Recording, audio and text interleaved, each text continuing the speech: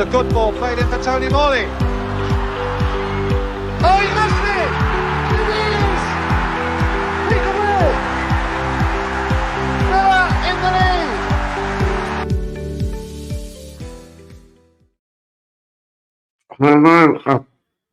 Hello, Aston Villa fans, and welcome to the Villa Forever podcast. I am your host, Chad Williams. Please subscribe and give this video a thumbs up as well. This is the Avfc weekly recap, your weekly dose of Aston Villa news and headlines. Aston Villa like Storm, Clinches victory in West Midlands derby. Once again, another fantastic comeback by Aston Villa. Super substitutions for Unai Emery worked again, and this team keeps finding ways to win, even when you're not always going to play perfect. But results is the most important thing. That is all that matters. Also, Aston Villa teams from years gone by would have crumbled after that, going 1-0 down. But since Unai, he has changed all that. He has ended the curse. We keep going until we find a breakthrough. And I think the key thing is patience. Another thing to mention, we are a top side. We can cause anybody problems for any team. It's not just Manchester City and Arsenal who are good side. I think Aston Villa up there. You've got Man City, obviously Arsenal then. Then I think Villa come into that category then. But in the end, we deserve the victory. And when the result finished on Saturday, we were joint top of the league with Liverpool and Manchester City. And that Manchester City result, 2-2 against Arsenal, was a very good result for us. But Man City are now top of the league with 13 points. But then after that, you got Liverpool and Villa. So it's a great time to be a Villa fan. Then you got Wolves on joint bottom. Oops, never mind. Mind the gap. We have got the bragging rights. We are the pride of the West Midlands. And Wolves used to be a bogey team for a long time. It's never easy playing Wolves. But those days are now gone. We've beaten them twice now. We beat them last season and we beat them this season as well. Well, let's talk about before kick-off. There was a very emotional tribute to Aston Villa legend Gary Shaw, which he deserves. And it's just like massive credit to not just the Aston Villa fans paying tribute, but also the Wolves fans as well, showing respect.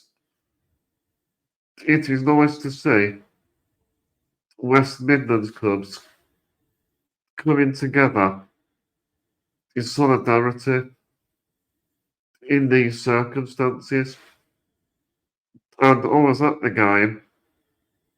On screen at Villa Park, they showed a tribute video, which was very moving. Then the fans observed a minute silence, and nice touch, I thought.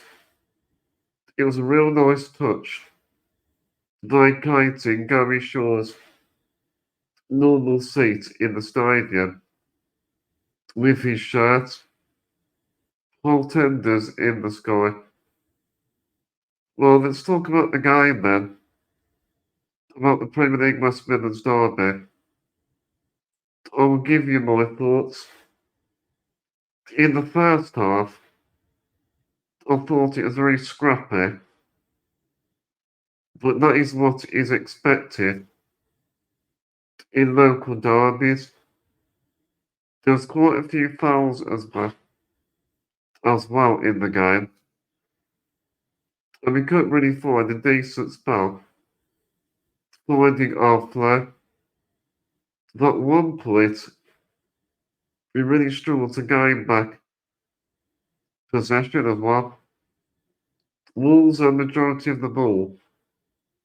We didn't press them enough, which was frustrating. On the 25th minute, Matthias Cunha put Wolves ahead after a silly mistake from Diego Carlos, which was a loose pass. When we look back at last season, Diego Carlos made a few of these similar mistakes, which does sometimes happen with Diego Carlos. And Cunha was never going to miss. And I think Cunha was Wolverhampton Wanderers' biggest threat in the game. And he was really the only player that did something for Wolves. Apart from that, nobody else worried us. And we created, Wolves created a few chances, which they did create. Martinez was definitely on alert. You could definitely tell Unai Emery was desperate for the half-time whistle. They needed a good team talk. Even though we was losing, at first I never felt worried. I always thought we could get back into this game, especially after the last game. I knew it was possible. Then it was the second half, and just before half time, John McGinn went off with an injury, which was a big concern, especially as he's the captain and a really important player. But in this game, I would say Wolves were probably better than us up until 60 minutes. After 60 minutes, it changed then. And then Wolves' performance levels dropped, and the tide turned, especially after substitutions. Also, we had a very good spell, creating a lot of chances, and we put Wolves under a lot of pressure. We was putting more crosses into the box as well. Ollie Watkins had a good chance with a header, but then you could feel it then. The crowd got louder, and we had a lot of possession. In the second half, we made it pay with Ollie Watkins, which deflected off Craig Dawson into the back of the net, which was lovely one-touch football for Aston Villa. After that, it was just waves of attack from us. And Unai Emery is an absolute genius. He uses substitutions very wisely and at the right time as well. Also, the same substitutions worked again, bringing on Ian Martin, Ross Barkley, and John Duran, who is a super sub. I think these substitutions, well, let's talk about the substitutions. They gave us a new lease of life, which was brilliant, giving us fresh legs, which was needed. Ian Martin got us more forward, especially with his pace. Ross Barkley gave us more energy. It was like we had a caffeine boost, which was given to the team. It gave us a lot more ideas. And Ross Barkley, intelligent passing with very good vision. And I think it really shows how effective Ross Barkley is. He's very useful to have. We have such a strong bench, which is great to have.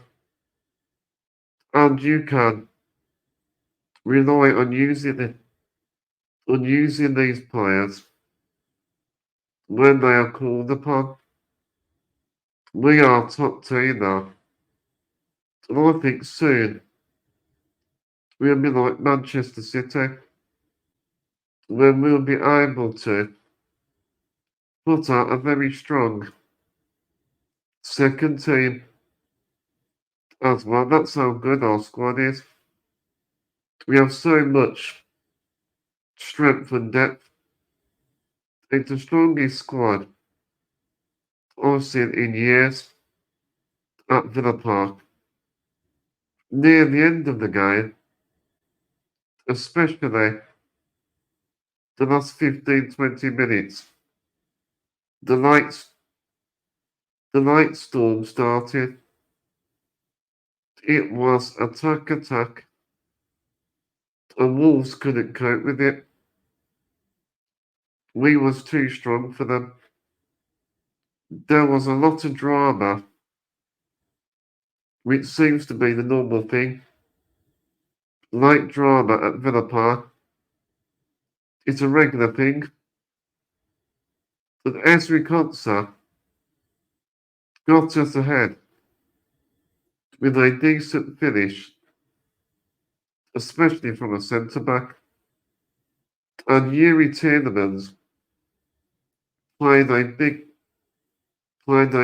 part in that goal as well. Especially, it was a great pass from Tielemans, and it got on the score sheet.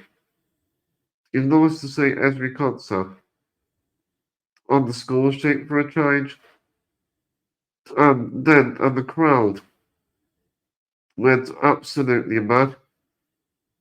Right at the end of the game, John Duran sealed the victory, and he just can't stop scoring. And the fans absolutely love him. And I love Duran as well. I am so glad he stayed. And this season, apart from the Arsenal game, every time he come off the bench, he has scored. I mean, it's incredible. And he is fantastic. Such a talent. And going back to the John Duran goal, it was a wonderful attacking move from Rodgers. And Morgan Rodgers was key to that goal. It was a great assist. And super sub John Duran finished it off. I think with John Duran, surely he has to start the next Premier League game. And I think he will start on Tuesday against Wycombe Wanderers in the Carabao Cup. And I think Duran deserves his place. And he needs to get in that starting lineup. And we have to wait and see. But Unai Emery is using Duran as an impact sub. Fantastic option to have off the bench. And we have such a strong bench as well, which is great to have. Mind the gap, or gave Granda not a stick, and he won't be happy. And the best team won, the mighty Aston Villa. We deserve it. We worked hard for this victory. And before I finish, I want to say about the games. The games are coming thick and fast. We have Wycombe Wanderers tomorrow in the Carabao Cup. It'll be live on Sky Sports. As well, hopefully, there won't be an upset. I believe there won't be. We just need to get the job done, especially against lower league opposition. And in this game, tomorrow I predict 4-1 Aston Villa. And I think John Duran is going to get a hat trick. So let me know your predictions as well. Bring it on. And in this Carabao Cup game, it's a fantastic opportunity for the other players to show the manager what they can do in front of Unai Emery. And I'm looking forward to seeing what the youngsters can do, getting a good run out. So tomorrow, Carabao Cup action. It's going to be interesting to see how we do in this competition. We do seem to struggle in the Carabao Cup. Gonna Everton beat us. I can't remember what round it was in, but I know Everton beat us last season. But I think that Unai Emery, the big priority, I think, is Premier League and Champions League. We have to wait and see what happens. Well, I'm going towards the end of my podcast. Before I finish, I've got some great content coming up on Thursday. I'm interviewing Michael Huggins, who's a great friend of mine, and he's a community champion. He worked at Cadbury's 36 years. He's a massive Villa fan, and he does a lot of charity work. So that will be live 7 p.m. on Thursday. So please tune in. And Michael Huggins has had a very interesting life. And he's got some very interesting stories as well. So we're looking forward to that interview. So thank you everyone for watching. Remember to subscribe if you haven't. Give this video a like. Give it a share. And leave us a good review on some of the audio platforms. Give us 5 stars on Spotify. Let me know your thoughts in the comment section as well. Until next time, up the villa.